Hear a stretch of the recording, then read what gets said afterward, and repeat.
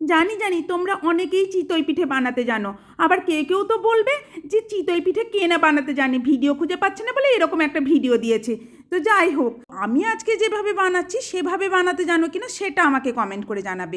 এই রকম করে বানালে না চিতই পিঠেটা খেতে বেশ লাগে।